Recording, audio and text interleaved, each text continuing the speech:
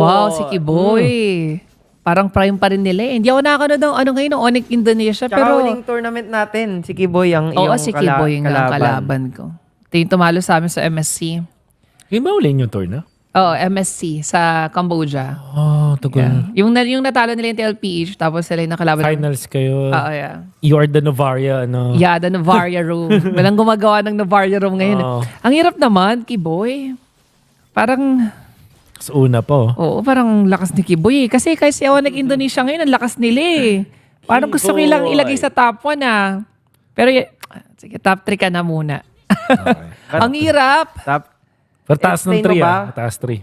Explain mo ba kung ba't 3? Hindi, ayun nga. Yun na yun. During our matches before, talagang mataas si Kiboy eh. And the fact na ang lakas pa. Top 1 Ang lakas pa rin nila ngayon. Oo, parang 13-0 ba? 13-1? BTR lang ang tumalo sa kanila. Oh. Oo, yeah. Sino? Si Ogwen. Si Daddy Ogwen. Daddy Ogwen, Park Sojo na. I'm a fan. Pero, wait. Ibalik ang Park Sojun Cut. Oo, Ogwen. Namimiss ko yung Park Sojo cut ni Ogwen. Pag may movie si Park Sojo, like ko sasabi si Wa, si Ogwen, yung bida doon. Si Park Sojo.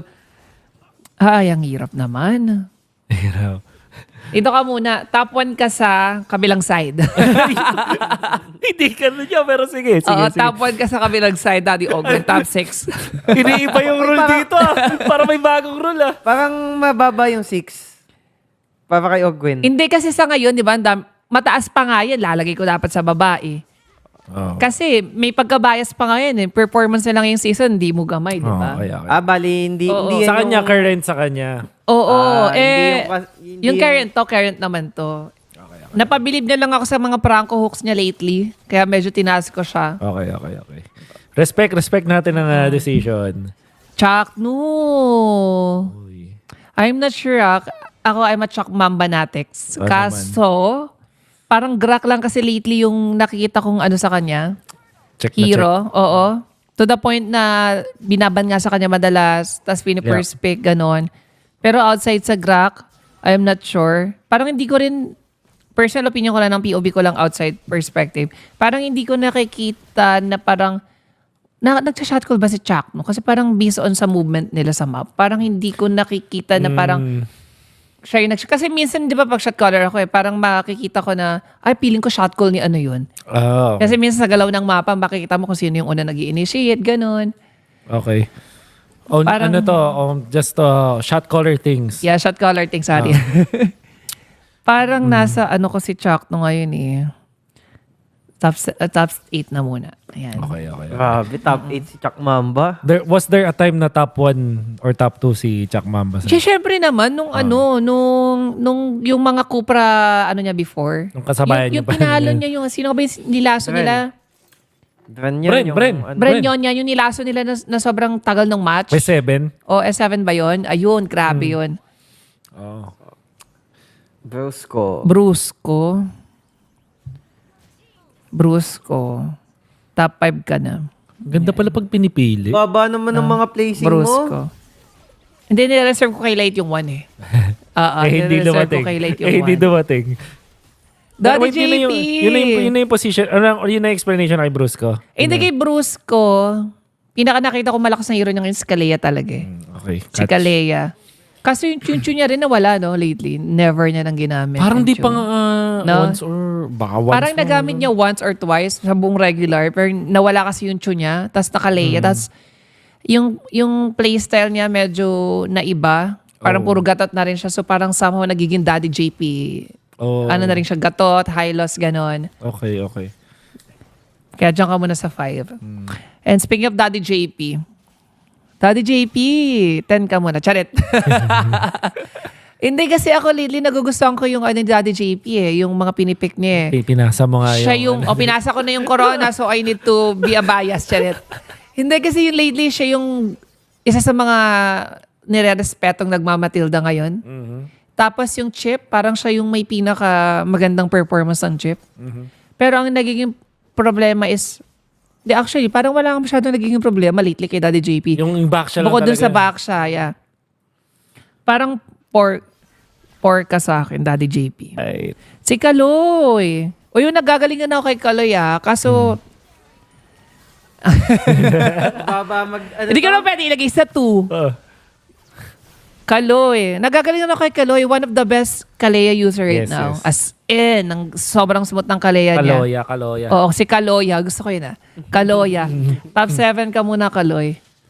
Pili ko si Kaloy. Magkaroon pa ng... rookie season.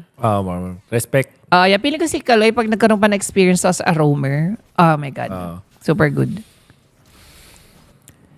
Si X-Nova. X-Nova. Ano bang ano na X-Nova ngayon? Yung Laglag. Cupra. Yung mga Cupra, no? Laglag sila, no? So, top 10. Kasi laglag Yun lang. Dahil laglag.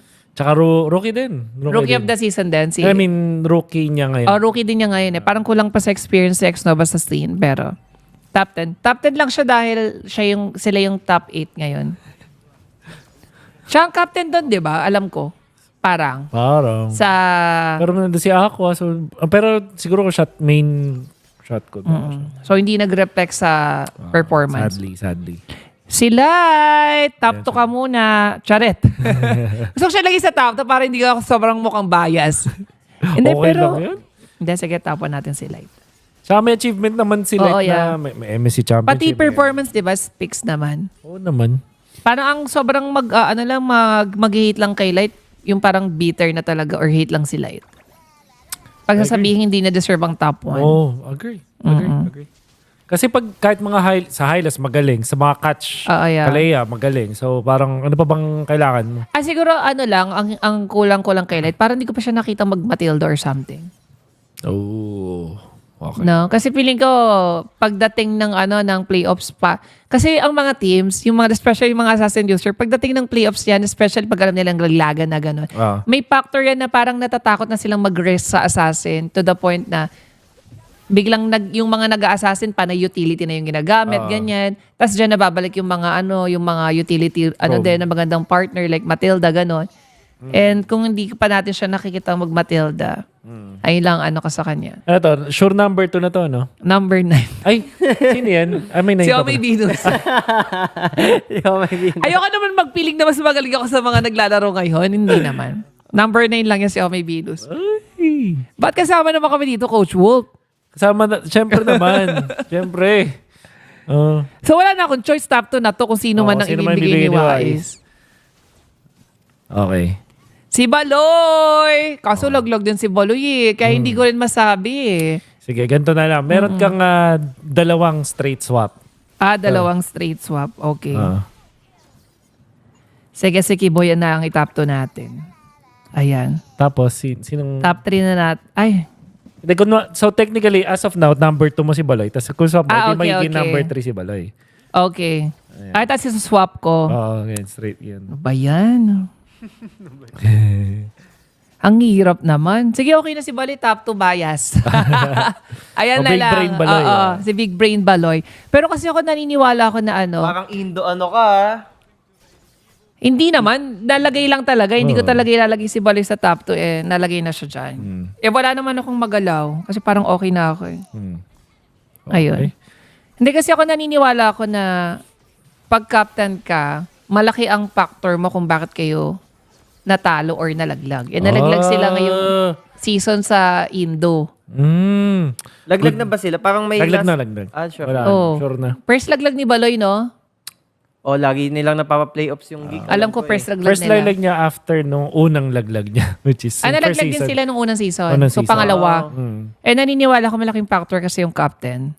Pero hindi naman laging gano'n. Kasi minsan, kahit gano'n kakagaling as a leader kung yung teammates mo is tamad or what. May factor din.